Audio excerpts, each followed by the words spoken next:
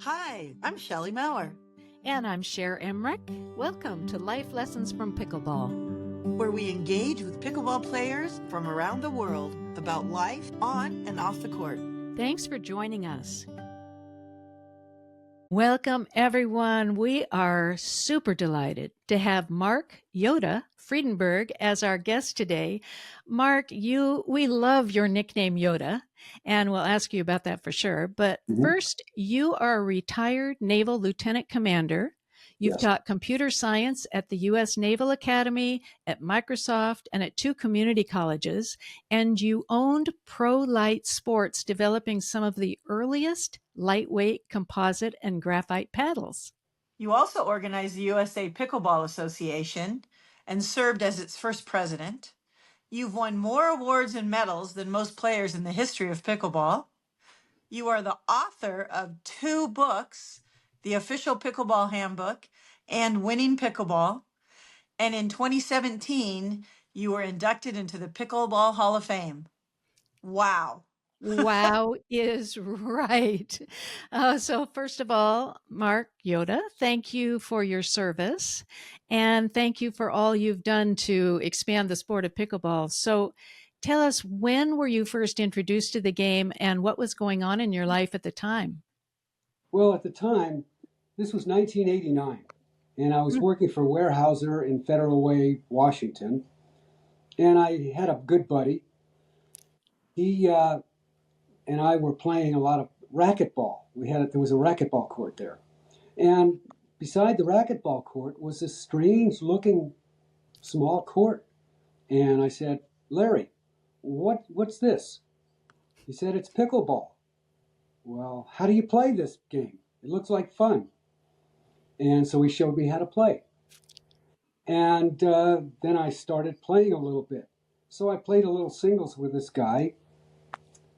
And we played to 21. And he beat the snot out of me. 21-1. I only got 1 point. But I said, hey, this is fun.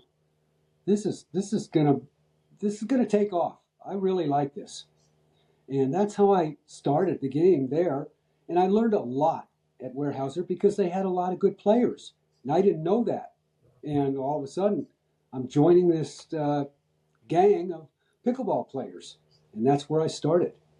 For heaven's sake. And so how did you get Yoda as a nickname? Your ancient wisdom man. Well, I'll tell you 2 stories. Okay? Yeah. 2 stories. I'm going to tell the story with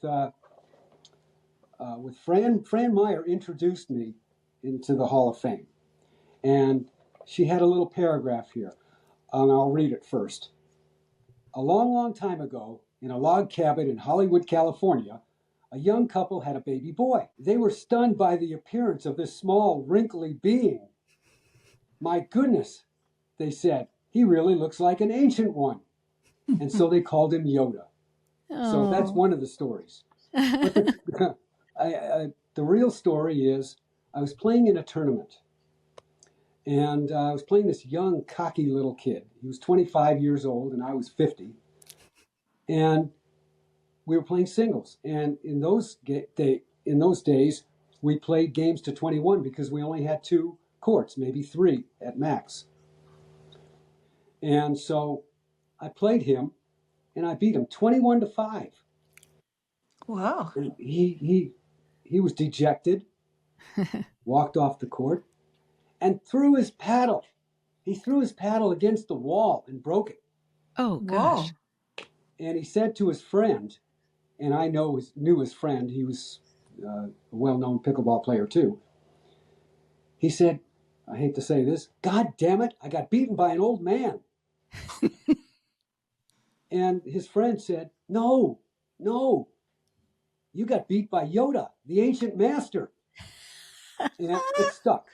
It stuck with me. So people called me Yoda ever since. That is so cool. So are you just Yoda? So are you Yoda to us? Yoda, yeah. My real name is Mark, but you call me Yoda, anything you want. Love it. People call me different names. Let me tell you. We'll stick to Yoda. Yeah, let's stick to Yoda. Or Mark, yeah. That is very cool. Well, tell us more about your how you evolved in pickleball. I kept playing pickleball, and I joined tournaments, and I met this guy. His name was Frank Candelario, and he was making Pro Light paddles. And I thought, well, he was going out of business. He didn't want to keep the business anymore, and I bought it from him. And I decided, all right, let's make paddles. And the other thing is, when I bought it from him, he had the ownership of the USAPA organization. And he got it from a guy named Sid Williams, who's also in the Hall of Fame, very famous. And so I got the rights to the USAPA. Well, unfortunately, Frank Candelario decided not to renew. So here I am with U.S.A.P.A, the organization, and it was defunct. So what I did was I created a new organization, USAPA without the periods, and decided to create the new organization and build a board. Now, what happened there really was I was thinking about the U.S. Naval Academy. Since I taught there on the walls, there were statements. If not you, who? If not now, when? Decided, since they didn't decide on this, I'm taking it over. I'm taking the bull by the horns and creating an organization with 11 board members. Why 11? This way we have the bright people. All of them played pickleball. I wanted to make sure that they had the experience in playing pickleball. And this way, no one person can rule the board or the organization. And it came out very well. The mission of the USAPA was to grow pickleball, and it's growing and growing and growing. I hope that helps. What year was that you organized it? That was 2005, February of 2005. So there's a quote that the huge growth and expansion of pickleball was the result of the USAPA and its stated mission, which is to promote the growth and development of pickleball not only on a national but an international level. I love that you had that vision right away. Yes. You weren't just focused on the States. Well, my dream was to get pickleball into the Olympics. Awesome. And I talked to one of the board members of the Olympic Committee a long time ago, and they said, you'll never get it in unless you have pickleball as a sport at the highest level in most nations. I'm not sure what most nations meant, but still. And it's still, we're going to get it there. And I'm hoping before I go, I'll see it. I'll see it. Me too. Yeah. Yeah. And so tell us what it actually does, the USAPA. Well, one of the things that we created at the time from Earl Hill had the idea, ambassador system, the ambassadors. So we had thousands of ambassadors. Now we have thousands in the USAPA. And the ambassadors go out and teach pickleball or show pickleball or govern pickleball in their own areas. And that was the key to growing pickleball, the ambassador system. So I think that helps. I hope. That was a fantastic idea to have ambassadors. Yes, because that really grew pickleball. And the tournaments, I said 4 years after you formed the USAPA, you hosted your first tournament and it drew 400 people. Whoa. Just right out of the chute. So yes, the first national tournament you're talking about. Uh-huh. And I was lucky enough to win the first national tournament. Wow. If we played today, the first national tournament at the open level, no. There's so many good kids out there now that just can run circles around me. That's for sure. Well, But I'm not convinced they would still do circles around you, my friend. You have, as Shelley was mentioning in the intro, you've won more medals and awards than anybody else in the whole pickleball community, and you were inducted into the Pickleball Hall of Fame. So yeah. tell us about that. Well, first of all, you're saying I won more medals than anybody. I don't really care. What happens is I win a medal, I get off the podium, put it in my bag, and never to see it again. Yeah, I mean, there are a few good medals that I really enjoyed, like the national medals, of course. But the biggest thing is the interface with all these people. That's what pickleball is all about. You don't get this in a lot of sports. You Right. don't get the camaraderie, the social aspect of the game. Mm-hmm. We're social animals. Mm-hmm. We Yeah, really are. yeah, And what this does is we go to play pickleball and we complain about what's hurting us, what's ailing us. And that's what it's all about. I bet that these pickleball players have more pickleball friends than any other friends in their life. That's Really. true for me. true for me. And it's true for me. Yeah. I love it. That's what keeps me going. Every day I play pickleball. I'm an addict, but Yeah, I Mm-hmm. love it. Now some people say, well, how can you play pickleball when there's only 2 5s or 3 5 players, and you don't have anybody that's up to your skills? Well, I don't care. Right. Well, in a sense, I do care, but I don't in a sense that I want to get out there and play, and maybe I'll pop up the ball, let them hit the ball, slam it at me, and try and return it. That's what I need practice on. there you Those type go. of things. But some people don't know the code. Do you know what the code is? What's When a I code? pop the ball up, you slam it at me, not my partner, me. Oh, And what they do is try and win the point by slamming it at my partner. Yep. So I tell them, you don't know the code. But I enjoy playing everybody. I really do. How did the Hall of Fame come about? The Hall of Fame came about with a guy named Seymour Rifkin. He decided he wanted to create a Hall of Fame. Now, there were a lot of people talking about the Hall of Fame or wanting a Hall of Fame, but again, he was the doer. Everybody else is a talker. So he established the Hall of Fame, and I was lucky enough to be one of the one of the original members of the Hall of Fame. And I appreciate that because I'm along with the forefathers of pickleball. Yeah. It's just it's the highest honor I've received in pickleball, wow. really. Oh, oh, Did and you well, know Barney? I knew Barney. Yes, I did. I met him. He also knew my son. No. We talked quite a few times, but not a lot. But so I did. Barney, for those who might not know, is one of the founders of pickleball. Yes, Yes. I Yeah. knew his son very well, David McCallum. Nice.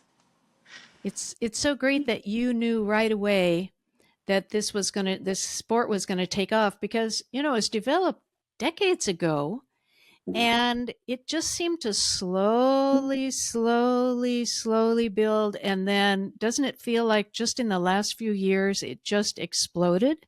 Yes, it it when I started, it started to go up, and then after a couple of years, it started to go up exponentially, and Hmm. now it's really up there. Now, one of the things, it's growing and growing and growing, and people see, hey, I can get off the couch now instead of sitting on the couch and watching TV. I can get out and play this game, it has a small field. It's only 10 feet. I can cover only 10 feet Yeah. rather than, a football field like a tennis court. Yeah. That's the big thing. It saves lives. It really does. That's I've seen so many people that are in bad shape and they come out and play and they're having fun and they're getting exercise. And that's yes. the key. Getting exercise and the social aspect. And having fun. And having fun. Yes. Exactly. Feeling like kids again. Yes. So tell us some of the stories of, I mean, imagine all these people that you've been playing with and how you've seen lives affected. And what are some of the stories that you recall? I'm going to tell you, I do a lot of coaching. Ah, I mean, not a lot, but enough. And I learned that you have to be positive. Now, I'm going to tell you a story. I played pickleball with my girlfriend, Heather.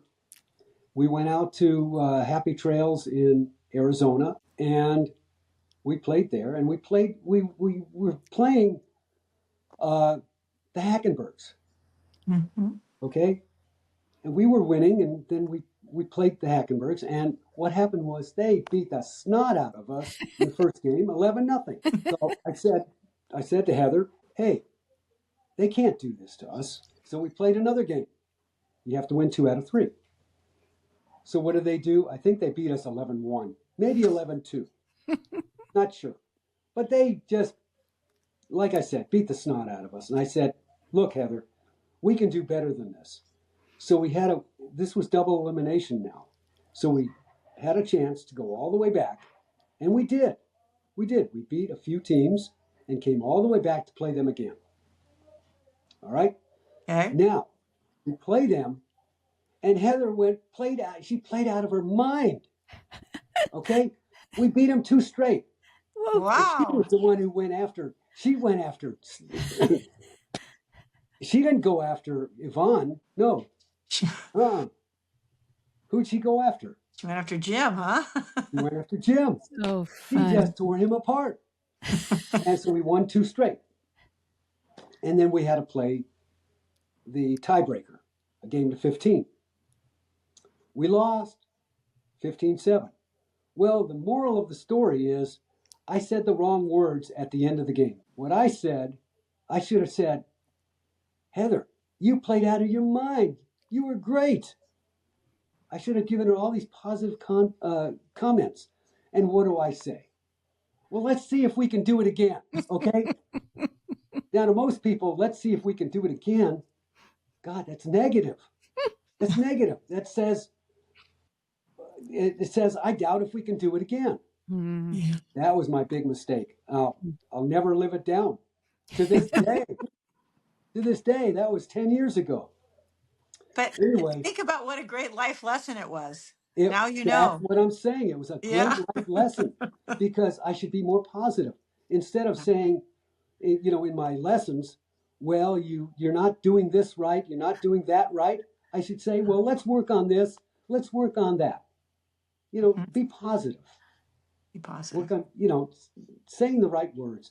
So I have to think more than open my mouth. Love it. So that is a terrific life lesson, not Yes. just on the court, but in our lives too.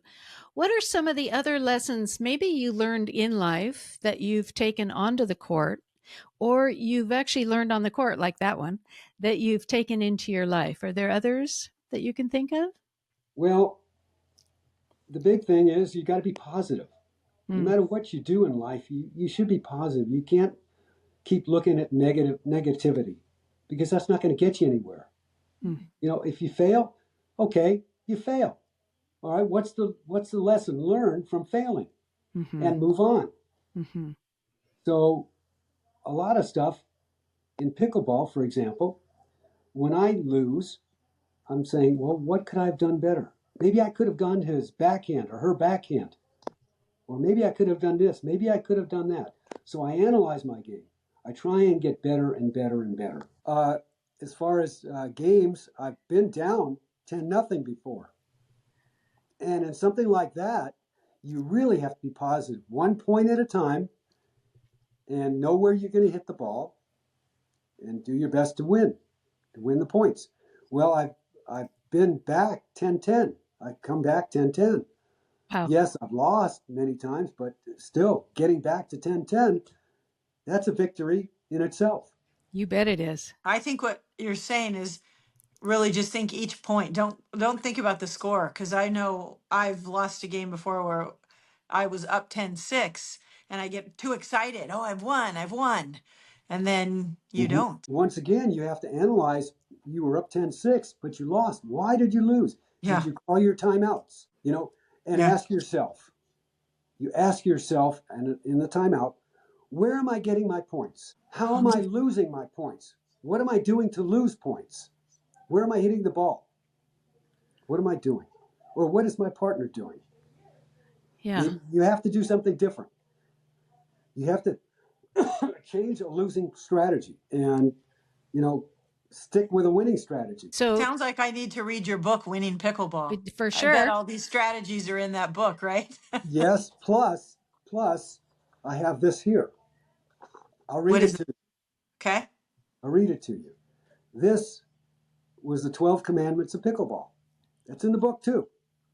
Cool. Okay. Okay, several months ago, this was a while ago, but several months ago, I was hiking into the White Tank Mountains of Arizona, and I heard this voice speak to me. It said, Yoda, Yoda.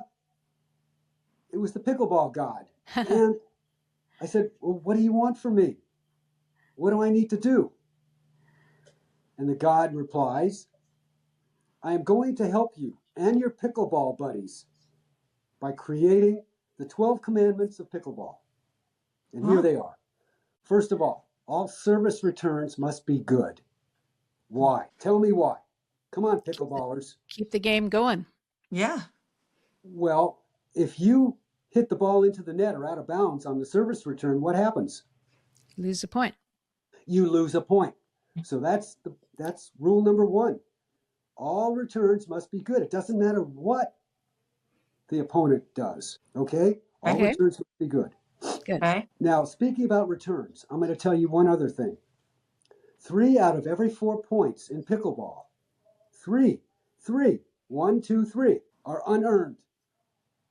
They're unearned. Four That means stairs. somebody hits the ball into the net or out of bounds or just doesn't even hit it. Because somebody else made a mistake, so we get the point. So it was Exactly. unearned. Exactly. Okay. 3 out of every 4 points. So the mindset, your mindset should be just get the ball over the net into the other court because there's a good chance they're going to screw it up. Good point. 75% chance. Right? Yep. Right. Okay. So all service returns must be good. Rule number 2. Oh my, I see this every day. All serves must be good. All It serves. doesn't matter how you serve the ball. Yep. How many aces are you going to make? Not very many. No, you're not going to make many aces. So just serve the ball over the net into the court. Yep. And I see so many people hitting the ball out of bounds or into the net, mostly into the net. We all do it. Yep. But rule number 2, get the serve in. Number 3, all third shots must be good. Now, what happens is somebody serves the ball, somebody returns the ball, and here's your third shot. Well, what do people do? They like to rip the ball, right? Well, some people are good at that. Some people are not so good at that. Get the ball in. Yep. Right? Right. Get the ball in play. Because, Right. again, the mindset, 75% chance they're going to mess it up. Okay, number 4, live by the golden rule. Do you know what the golden rule is? Well, I know the typical golden rule. What's the pickleball golden rule? Do unto others before they do unto you. Okay? Okay. Okay, a little That means twist. go get them. Go get Don't them. let them Yep. get you. You go get them. All right? Number 5, limit your errors. Limit your errors. Okay, again, 3 out of every 4 points is unearned. Yep. Number 6, keep your paddle up. Yep. Keep your paddle up. Keep it up. Okay, up here. Why up here? 'Cause Protection. you're protecting your face. No. Why? Because then you're ready. You're ready. If a ball comes up, boom, you just hit it like this. You don't have to hit it hard, just hit it. Tap it. Keep your paddle up. Don't do the caveman walk. You know what the caveman walk is, don't you? Yeah, No? with your paddle down. You're on holding the paddle like it's a 50 Oh. club. Yeah, yeah. So it's down on the ground or it's Yeah. down below. You can't hold it down there. Then you have to raise it up, and it takes time to raise it up. Number 7, keep your head down. In other words, watch the ball when you hit it. Keep Yes. your head on the ball. Yes. Very important, especially on the third shot. Mm. Why on the third shot? That's because the receiving team hits the ball, and you're ready to hit the ball, and you see the receiving team run up to the net. So it's distracting you. So you're looking at the player rather than the ball. Very common mistake. So Interesting. keep your head down, watch that ball when you hit it. Number 8, watch your opponent's paddle. And the reason is the ball doesn't tell you where the ball is going. The paddle will tell you where the ball is going. And that split second that you have to see where the ball is going is very, very important. And I have to practice that all the time because I forget a lot about not watching the paddle. In a tournament, it's crucial. You really have to watch that paddle. That's why that ball always goes whizzing by the sideline, because I'm not watching the paddle and moving myself over. Exactly Right. right. Split second of anticipation will make you a better player. It really will. And it's hard. It's hard for everybody to do, but you have to do it. Say, watch the paddle, watch the paddle, watch the paddle.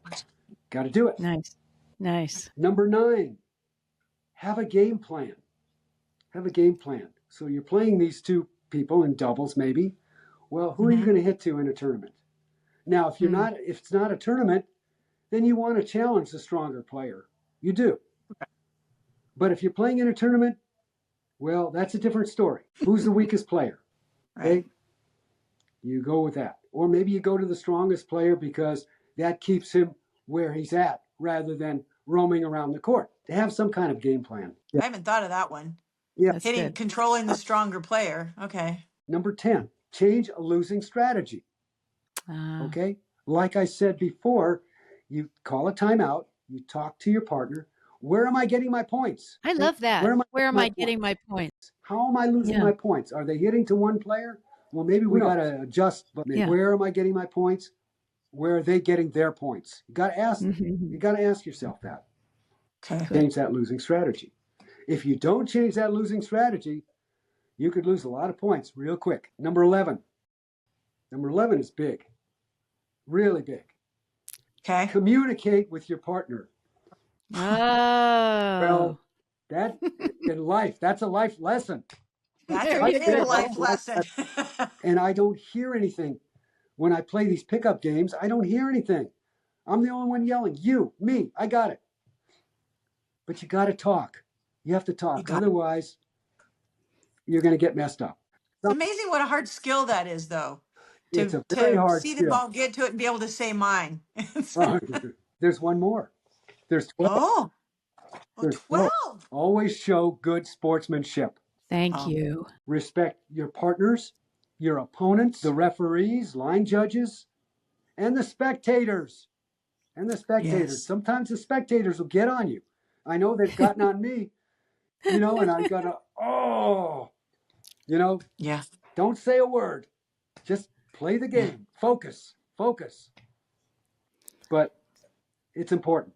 Winning and losing is always part of pickleball and life. Okay, and life. Yeah. You'll always get another chance. But disrespecting others will show. Okay? It will show. And the word spreads real quick. Yep. Real quick. Well, Yoda, I see why you got your nickname. My goodness, those are awesome commandments, and every one of them can apply to life, especially that last one. Yes. Where show respect. We might disagree, we might feel frustrated, but show respect on and off the court. Everybody calls bad lines sometimes. Yep. And many times what I'll do is if I call a ball out, I'll ask the opponent on my side, what did you see? Yeah. If they said, well, I thought it was good. Okay, it's good. I yielded to them. Well, I love these commandments, and I want to reiterate for our audience that you have 2 books, the official Pickleball Handbook and Winning Pickleball. Yes, this is Winning Pickleball. This is Winning Pickleball that has the It's a very good commandments. That book, is brilliant. and it's cheap. Very, very good. It's cheap. Well, what happens is I give lessons, and hey, I'll charge maybe $50 an hour, $75 an hour, whatever it may be.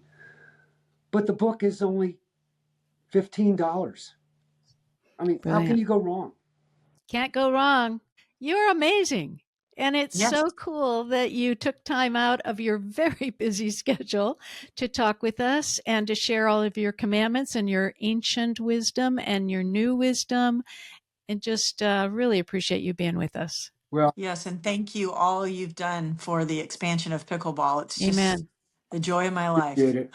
The pros are very, very good. They're very quick. They have very good shots, and it's kind of a different game in a way. And I played pro a little bit when I first started. I won some money, but nowadays the money is bigger and bigger and bigger. But the thing is, it's growing the sport. The pros side of the sport is really growing the sport because they see a lot of young kids coming into the game. Hey, I can do this. I might be able to earn some money. Right. Yes, but it's growing the sport, and that's what I care about. We care about it too, and we thank you for everything you've done to make that happen. Really appreciate you. And I want to say thank you to our audience. Thank you so much for joining us today. Wow, you got a lot of good insight and information for you pickleball players. My gosh, you just now have the 12 commandments. So we're all going to do even better next time we play. I hope so. I'm looking for. Thank you all, and we look forward to a new conversation next week. Bye-bye. If you love our podcast, we'd be so grateful if you'd take a few seconds to follow or subscribe to Life Lessons from Pickleball. This ensures you'll never miss an episode and helps us continue these wonderful conversations. On Apple Podcasts, Spotify, or wherever you listen, go to the show page and tap the follow button in the top right corner. And on YouTube, click the subscribe button under any of the episodes. Thanks so much. Hope to see you on the court.